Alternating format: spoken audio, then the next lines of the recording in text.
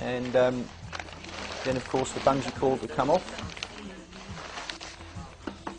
Any loose material on top of the bowl would be shook off it, and then once again you put the bag over it and just knock any trichomes that were present still within the screen into the bowl underneath it. Then out comes the bowl, and now it's about just rubbing off any residue and getting the bowl open to see what's inside. So the screen would come off, firmly tied of course, has to be. Get the knots undone, and we'll have a look exactly what's come through the screen.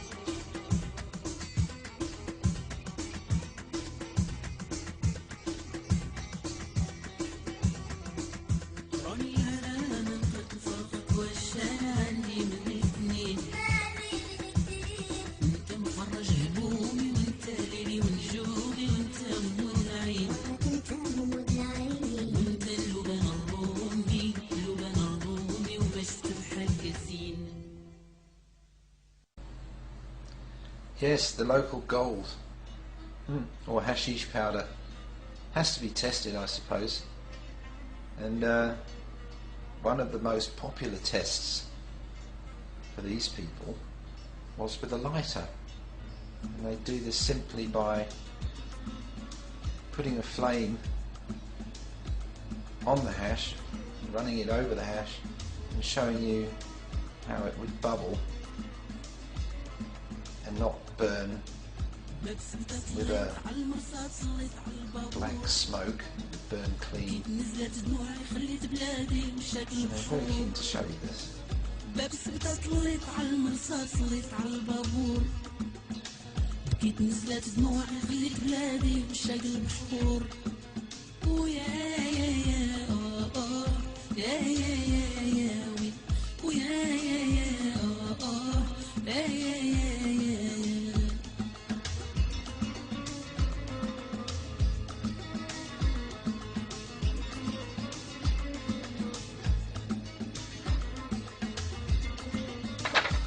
This is the end product after bashing it up in there, and they'll take this over to another shed where they'll pack it into plastic and press it, ready to ship it out somewhere.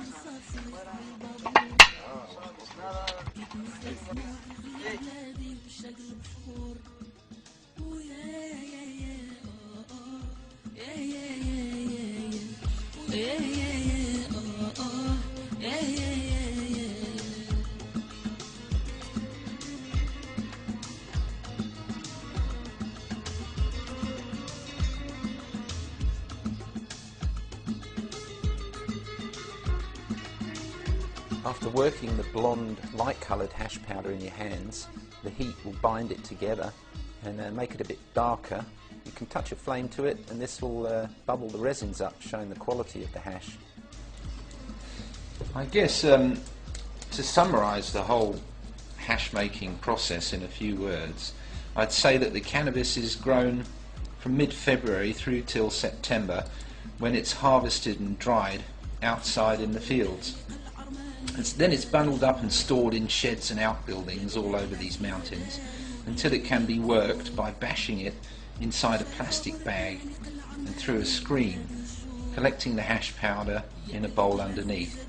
The hash powder is then packed into cellophane bags, which are pressed by hydraulic or twist presses, These not only compress the hash, but also they stamp a picture logo or letters of some sort into it as a mark of quality, and also maybe as a mark of location.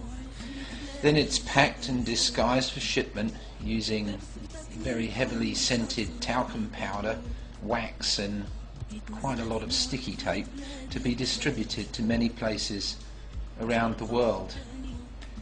Yes, it's very hard work, and as you can see, it makes a lot of calluses on the hands of this young Moroccan man, working hard all day.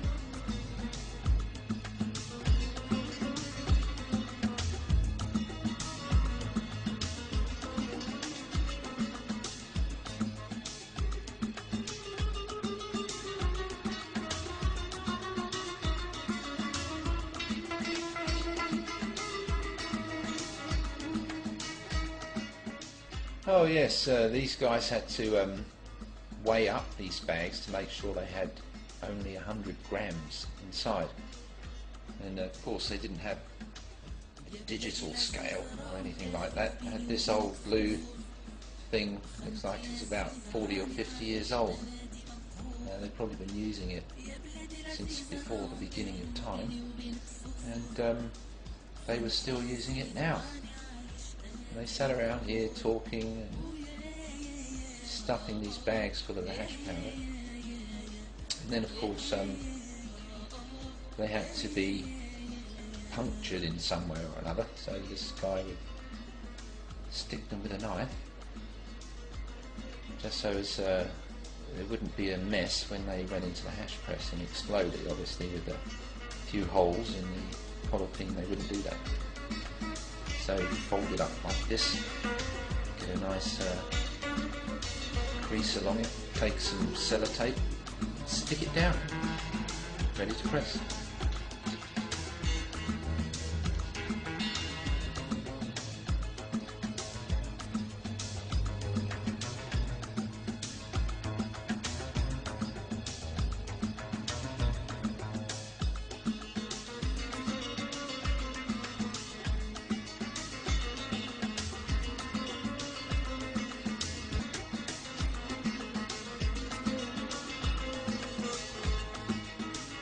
بس طلعت عالمسار طلعت عالبابور بكيت نزلت دموعي خليت بلادي والشجر بحور بس طلعت عالمرصاد طلعت عالبابور بكيت نزلت دموعي خليت بلادي والشجر بحور ويا يا يا يا يا يا يا يا